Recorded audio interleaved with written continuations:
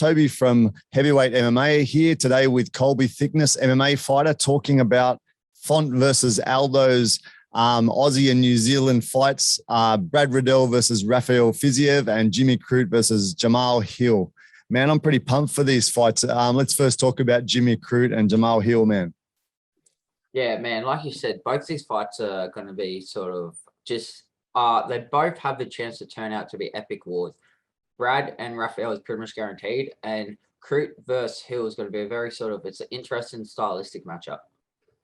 That's it. And when I look at Jimmy Crute and Jamahal Hill, the first two key MMA things that come to mind is, firstly, obviously it's very important, the haircut. And Jimmy has a mullet these days and makes him super powerful. You know, there's like nothing that could beat it. Secondly, in a tattoo competition, Jimmy wins hands down, man. He's got that crow with a little umbrella thing on it versus fucking Jamahal Hill's got these two little like childlike drawing of two little thumbs up on his chest. Looks like my fucking 6-year-old drew it, man. So if you're winning the haircut and the tattoos, Jimmy Crute's almost won already. I'm pretty sure after them two facts, I'm just going to bet my life savings on Jimmy. Like, he can't lose now. That's it, man. And he's kind of like, it's a funny thing, man. Like, he gets portrayed as a monster bogan, man. So he's got this mullet happening. He said people think he's a mad pisshead and that, but he's trying to get away from that sort of image. So he's saying, you know, for 12 weeks I haven't had any alcohol, and so just for all the fight camp, you won't drink anything. So yeah, I don't know if we can believe that, but anyway, that's what he's trying to tell everyone. Yeah, who knows? We all know how much the Aussies like to drink and that, but I reckon he's probably disciplined for 12 weeks. After the fight, I reckon he'd be a fun guy to go out with, though. I reckon it'd be just pure entertainment value. For sure, man. Anyway, getting back to the real fight, Jimmy is becoming a bit of a monster, and I think he's kind of a bit underrated because of, you know, like he hurt his ankle in the last fight. Mm-hmm. Although he was copying the jab to the face pretty hard, I think he was going to come on through that fight. And I think if he got it to the ground without having a messed up ankle, I think he would have started to dominate Anthony Smith in the ground fighting, I believe. What do you think? Yeah, I think it's the same thing. Like, it was unlucky how it happened with the kicks and stuff like that and the nerve went, but it's just sort of one of the things you, pardon me, you can't really plan for. Like, a kick like that to hit the spot down your leg shows how tough he was, but he was still willing to fight. He was cut when they stopped to fight as his ankle was rolling, so there's no quitting with like. And even though the first round didn't necessarily go his way, I did think he was starting to find a bit more success. And in the later rounds, I think he would have been able to get Anthony to the ground, and that's where his bread and butter really is. And I think he probably, I don't know if he would have subbed him. Smith's pretty durable and pretty smart off his back, but I could have seen Jimmy just running away with it just off control and damage from top control stuff. Yeah, man. And on the MMA maths, which we know doesn't really work, but just talking MMA maths anyway, Crute finished Paul Craig before in their fight, and Jamahal Hill was armbarred by Paul Craig. So if you're looking at MMA maths, you got to think that Crute's got another good chance again in the grapple, I would say, in the grapple exchanges, you know?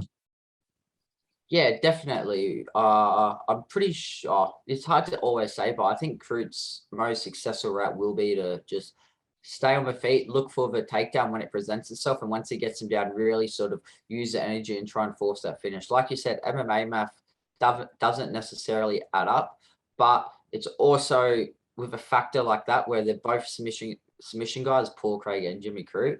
And if Jamahal Hill is getting submitted by Paul Craig, you should say, and Jimmy's submitting him, you can sort of see how it shows the different levels to a grapple. So some MMA math doesn't add up, but I think for the actual submission threat versus submission defense, I think Crute will be pretty comfortable once he gets it to the ground.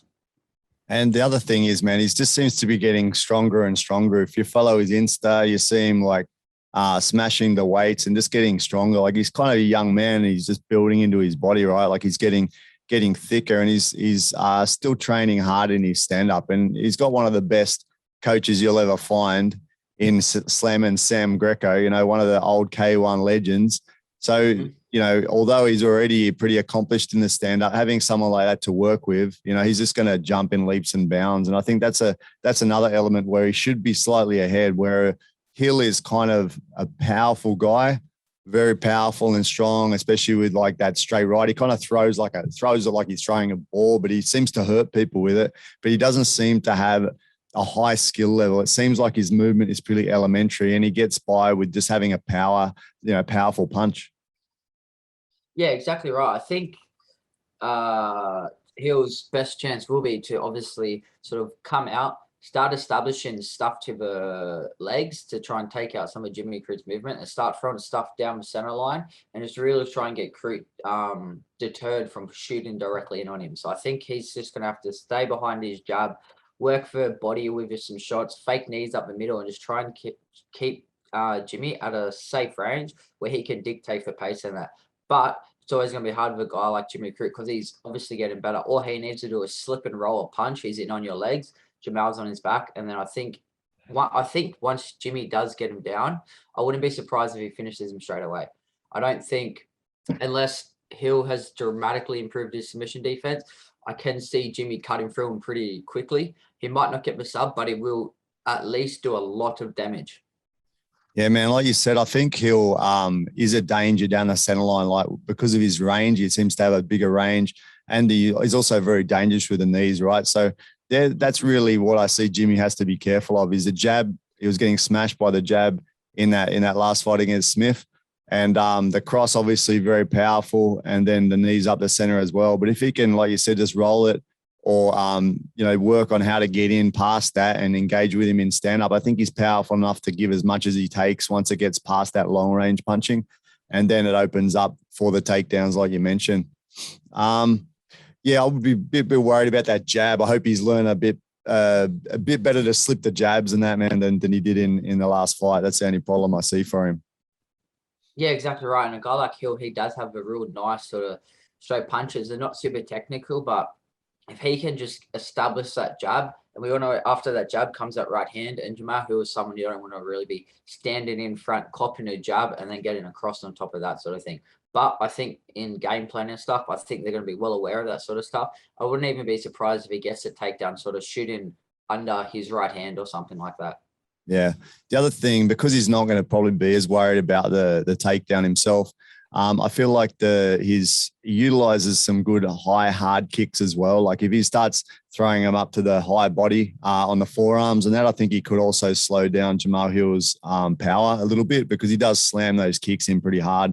So if he starts working that early, slamming the kicks into the forearms, that could also help him a little bit, Yeah, exactly right. Like all you need to do if you want to stay safe is just stay at a good kicking range and just flick the left leg up just to jam right. Because you throw it at the head, he's going to have to check. And as soon as you can flick it up, as soon as that hand comes here, there's your entry for a shot sort of thing. So I would be surprised if he doesn't come out and start flicking up some left high kicks. Nothing too crazy hard, but just flicking it up to keep Jamahal honest and making sure his right hand stays there. Then you might work off that, faking the kicks to get the hand up and shooting underneath and stuff like that. Yep. So my prediction is that Jimmy's going to engage in the stand-up because obviously he's not scared of the stand-up. I think he's going to start to engage in the stand-up, potentially batter the arms a bit, but looking for a takedown and submission. I think there's going to be a difference in skill level for the stand-up. Power of Jamahal is good, but I still think there's a slight difference in skill level standing, and I think it's going to open him up for a takedown and a bit of domination on the ground. So I'm putting Crute by submission for myself. What are your thoughts, man? Yeah, I think I'm thinking along the same lines. I think Crute's just gonna be too aware in there. If he just follows the game plan and stick to it, I think he could get it done. I think he's gonna get it done early. So I'm going Jimmy Crute round 1 submission. Awesome. That's pretty specific, bro. See how we go. Throw the house on it. The next one, Brad Riddell versus Rafael Fiziev.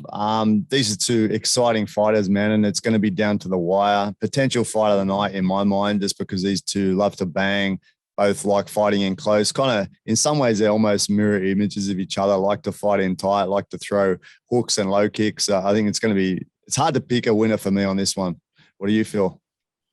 Oh man, like it's a shame we couldn't see these two fighting down the line for like a title, even if not like a title eliminator.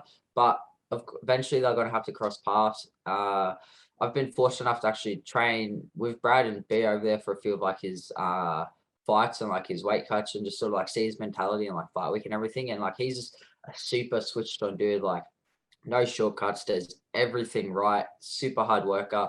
So obviously I'm going to have probably a little bit of favoritism towards him, but then again, like I've trained at Tiger, I've done some of Rafael's classes and stuff like that. And some of the techniques he's showing, like the bloke's showing like switch hitting combos, which like you wouldn't think work, but when he shows you how to actually properly move your body mechanics to reset yourself, and like the striking knowledge between these two, like this is probably going to be one of the fights where even if it might not be, who knows, it could go two ways. I think it's either going to be an absolute war or it could be a real technical striking affair. But either way, I think it's going to have like tremendous rewatch value, not just for fans, but for fighters to actually sort of study and like watch, especially if it goes through around what's your tendencies and the adjustment that these two guys will make to each other.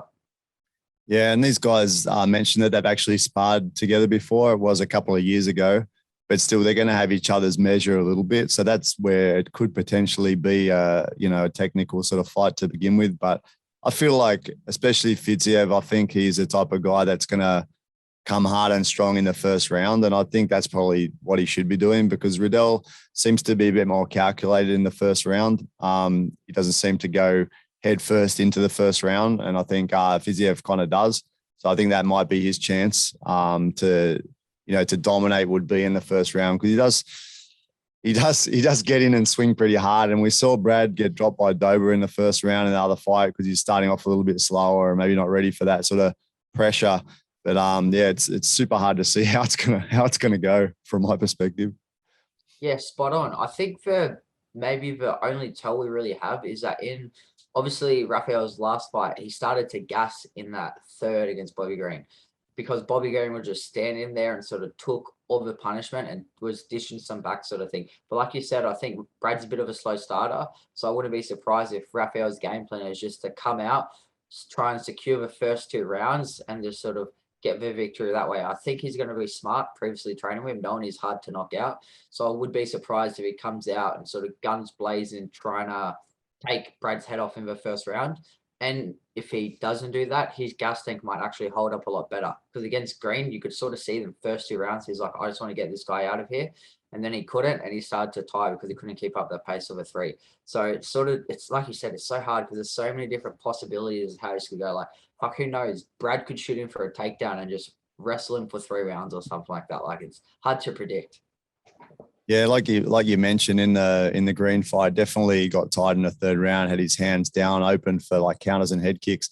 Green also landed a lot of straight punches, which would be great for the right type of opponent, but Brad doesn't really seem to use those straight jabs and crosses as much as, some other fighters. So I don't know if that'll be if he does start working that, I don't know if he will or not. It doesn't seem to fit right into his style. He seems to be more angled off and, sort of round punches. So they both use those sort of punches more than they use jabs and crosses. So I don't know if that's really going to be part of his defense. But if he was a longer fighter, that would be the way to go, I think. Yeah. However, he did drop Magomed with just that double jab cross straight down the line. So if I think they're aware in the game plan that they might implement a few sort of different looks and draws and stuff like that to actually give them the opportunity to fire down the straight line, where Rafael is more susceptible to getting hit there, especially when he's tired. Maybe you would know a little bit better than me about the grapple as well, man. Like I see Fiziev defend a few takedowns pretty well. Like he's obviously reasonably versed in it. But I've seen Riddell shoot for more takedowns than I've seen Fiziev do. So I don't know. What do you think in between the two as far as wrestling and then submission skills?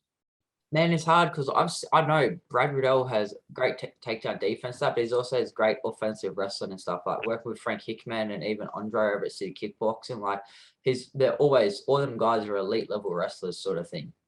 However, so I was obviously thinking Brad would have that advantage, but then I was actually speaking to a few of the guys who trained with Rafa and that, and I was like, oh, how's his wrestling like it's unreal. Like he just doesn't have to use it because he uses striking, but it's like he's got like a good submission threads, great takedown defense. So I think it's going to be a harder night if Brad tries to wrestle, but it's not saying I don't think it will. I think if he gets caught up in exchange and stuff, he can do the stuff we saw against Dober where he just shoots under, grabs the legs, takes him to the fence, gets a bit more of like a reset and then goes again from the middle. Yeah, man. I'm just trying to think in my head, like, who do I pick? My heart says Brad Riddell because he's closer to home, but Fiziev looks very good as well. So for me, I'm going to sit on the fence today for a change and say it's a draw. I think that Fiziev comes out in the first round like a bat out of hell, puts it on Riddell, and then Riddell slowly climbs back in the next 2 rounds to make it the first round, 10-8 for Fiziev, and then a 10-9, 10-9 for Riddell, and it's a draw. That's my call. I know it's very unlikely, but it's just what I'm thinking. That's a smart call. I think it could happen, something like that. But I do think I'm going to have to pick Riddell, and I think by decision. Like, I don't think either of these, who knows, you can't really say uncertainties, but I'll be very sort of surprised if either of these guys get knocked out, because a lot of the time it's a shot you don't see coming, which is going to catch you. But I guarantee as soon as these two step in, they're going to be on for the next 15 minutes, and they're not going to sort of have that elapse of a second or something where you can get called a shot like that. And I think, like you said, it's hard to say. I'm going off the factor that I think Rafael, if he decides to start fast in the first and try to get Brad out of there, Brad's going to weather the storm, and he's going to take over in the second and third and win the decision 2-1. However, if Rafael comes out and sort of plays that more pointy style, I think it's going to be super competitive, and then it's a coin flip. I can't pick it. But I'm just saying, I think Brad's going to get the decision 2-1. Yeah, man, we're kind of thinking of it as like a kickboxing fight, right? Because that's what they both seem to lean towards. But they could really mix it up, couldn't they? If one of them said, I'm going to work the ground in this fight, that could really mess things up, because it's a little bit unknown how they'll both react if it does go to the ground, right? Yeah, who knows? Rafael might come up and just look like a babe and something. I'll be like, fuck. He could have predicted that. The exact same thing for Riddell. So we're just going off what we can see and the sort of knowledge we have now. And yeah, that's what I'm thinking. Brad by decision. Cool.